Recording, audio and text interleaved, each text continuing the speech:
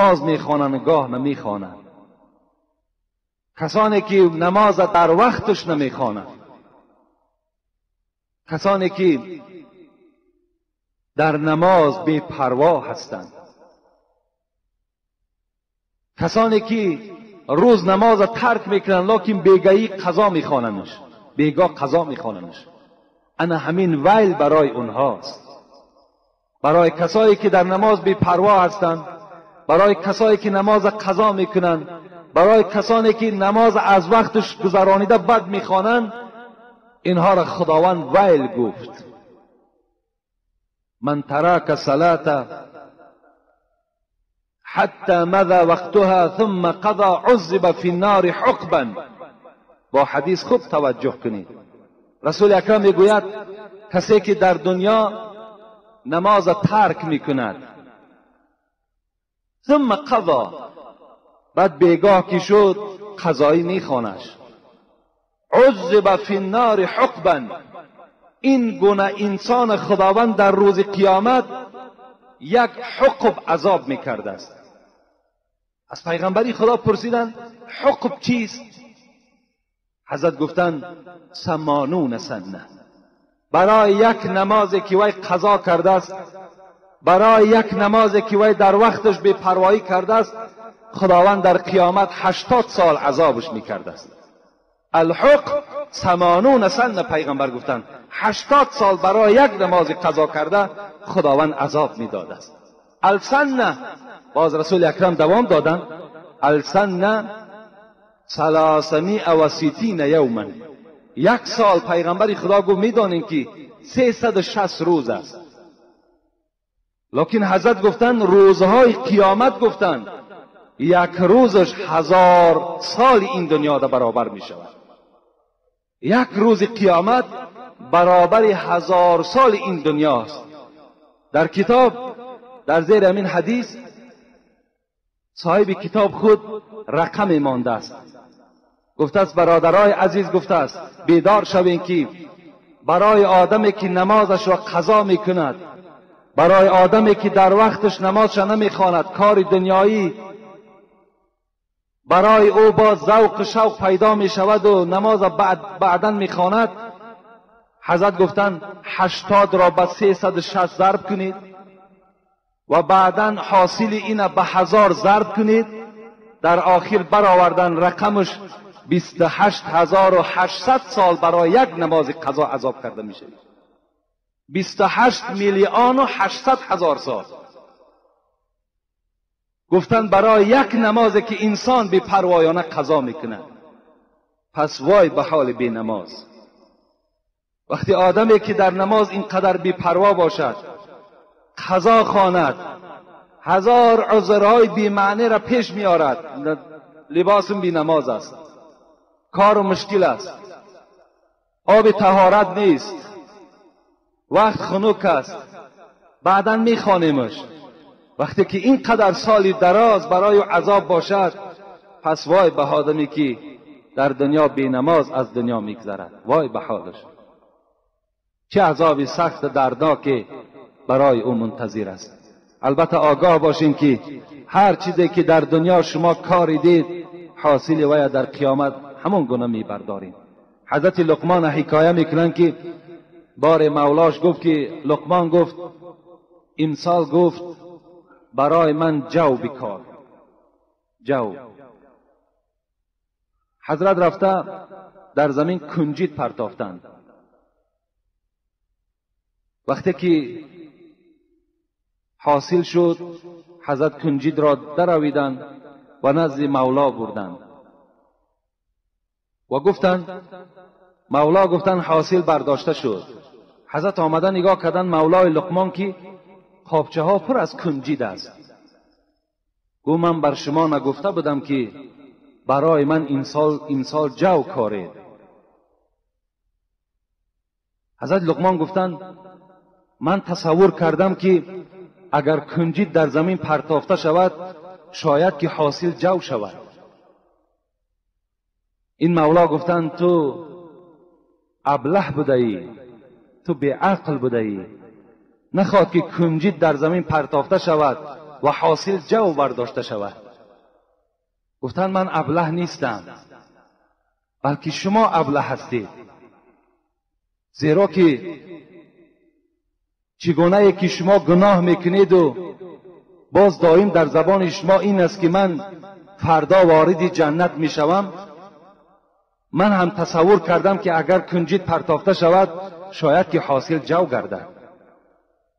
یعنی وقتی که انسان گناه میکند، بینمازی میکند، باز امروز در بین ما و شما یک شعار است، همین دل تازه باشد. این نماز، این عبادت، این مسجد، ولی بعضی دخترهای هستند که خدا برکتشان دهد که مثال سطرها دارند، با بعضی زنهای دیگر اونها را با مذاق میکنند، همین سرت هم کشاده هم که باشد دل تازه باشد. این شعاری ابلهی، این شعار یهودی در تمام مردم ما و شما بی نهایت پریشان شده است. هر عملی که ما و شما میکنیم در نزد پروردگار همان عمل را ما و شما منتظر باشید. و از همه چیز مهم برای ما و شما امروز نماز است. رسول اکرم میگوید مروا اولادکم بالصلاة و هم ابناء 7 سنین واضربوهم و هم ابناء 10 و فرقوا بینهم فی المضاجع. به همه شما امر میکند پیغمبر، تمام پدرهایی که فرزندهای نرینه و مادینه داریم، دختر داریم، بچه داریم، پیغمبر خدا میگوید ای مردها، ای پدرها، ای مادرها، فرزندهاتان در 7 سالگی نماز خوان کنید. پدرهای عزیز، فقط نماز در ذمه شما فرض نیست، یا این مسئولیت خیلی کلانی هست که شما از پشت این فرزندها در نزد پروردگار جوابگر هستین. دخترها و بچه ها را امر به نماز کنین. پیغمبر امر دارد مروا اولادکم، امر کنید فرزندهاتون. سحر که خود خیستی بیدارش کن، دلت بوای نسوزد، بیدارش کن. 7 سالگی در رسول اکرم گفتن امر به نمازش کنین. واضربوهم و هم ابناء 10. وقتی 10 ساله شد و این فرزند تو نماز نخواند و یا لتو کوب کن و ای را بزن که وی در نماز قائم شود. و فرقوا بینهم فی المضاجع، در 10 سالگی جاگه خوابشان جدا کنید. این جاگه خوابه که اگر همراه شما باشند و اینها را در دیگر خانه برین. اگر دختر و بچه یک جا خواب باشد جاگه های خوابشان جدا کنید. گفتم پیغمبر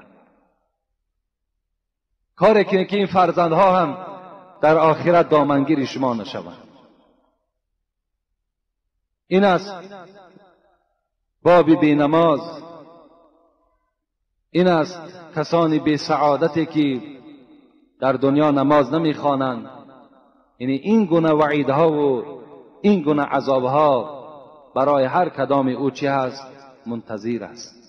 خوش به حال همون برادرانی که یعنی به هیچ حالت نظر نمیکنند، دائم با نماز هستند. فقط در آخر من به شما یک حدیثی را خبر میدهم که فکر میکنم خیلی باید تأثیر کننده باشد و خیلی باید که شما را از خواب بیدار کند، که حدیث است از پیغمبر خدا که من احرق 70 مصحفا، اگر در بین شما یک نفر پیدا شود و 70 دانه قرآن را در آتش بسوزاند. البته ما و شما چی گناهی وزنینی هست و چی جمله مشکلی هست که انسان باید تلفظ کرده نمیتواند. اگر شخص در بین ما و شما پیدا شود که 70 قرآن را سوزاند، قرآن خطا خواندنش گناه است، قرآن بی طهارت قپیدنش گناه است، اینها وقتی گناه باشد پس سوزاندن او را شما تصور کنید که چند قدر گناه است. وقتی سخن خدا را تو در آتش بی پروایانه می سوزانی. من احرق 70 مصحفا، کسی که اگر 70 قرآن را در آتش بسوزاند. و قتل 70 نبیا، اگر کسی که بعد این 70 دانه قرآن سوزاندن باز قرار نگرفت و 70 پیغمبر را به دست خودش قتل کرد. ببینید، یک آدم قتل کردن، و من یقتل مؤمنا متعمدا فجزاؤه جهنم خالدا فیها غضب الله علیه ولعنه و اعد له عذابا عظیما. خدا در سوره نساء میگوید اگر یک تای شما یک برادر مؤمن قتل میکنین، خداوند میگوید که این قاتل، این آدم کشه، خالدا فیها، من در دوزخ مخلد میگذارمش، میستد ابدی در عذاب دوزخ گرفتار میشود. و لعنه، من لعنت خودم به این قاتل میرسانم و غضب خودم را بالای این قاتل میرسانم و برای آمدن این قاتل در دوزخ چه عذابهای گوناگون منتظر هست. یک آدم مؤمن وقتی که یک نفر میکشد، این گناه را تصور کنید که 70 قرآن سوزانید، بعد سوزاندن 70 قرآن باز چکار کرد؟ 70 پیغمبر دیگر را قتل کرد. و زنا مع امه 70 مرات. چه گناه های وزنین، چه جمله های وزنین. 70 قرآن سوزانیده شد، 70 پیغمبر کشته شد از دست یک نفر.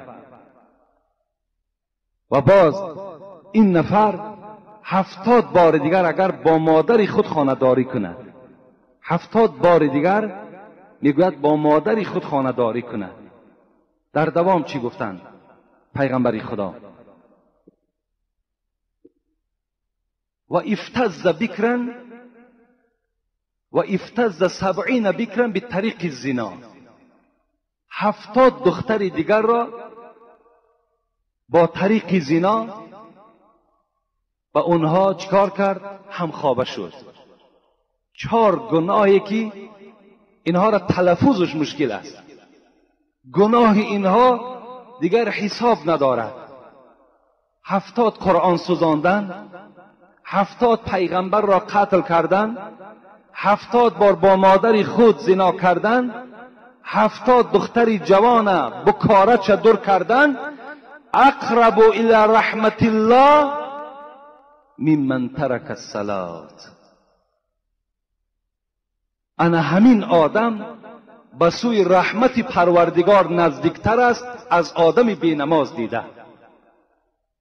انا همین آدم به سوی پروردگار بر رحمتش نزدیکتر است از شخصی که نماز نمیخواند. تصور کنین گناه را ببینید. 70 قرآن میسوزانی، 70 پیغمبر قتل میکنی، 70 بار مادر خود قتل زنا میکنی، 70 دختر قتل زنا میکنی، باز بر رحمت پروردگار تو نزدیکتر بود از شخصی که نماز نمیخواند. از این دیگر گناه مشکل برای آدم بی نماز نیست. اگر کسی که بی نماز است و این صدای ما را میشنود و اگر این سخن پیغمبر برای وی تأثیر بخش باشد، باید که برای گناههای پیشینه خود گریه کند، برای گناههای پیشینه خود غمگین شود و در حال تعلیم نماز گرفته نماز ادا کند. این حالت در بندگی او در نزد پروردگار ظاهر می شود.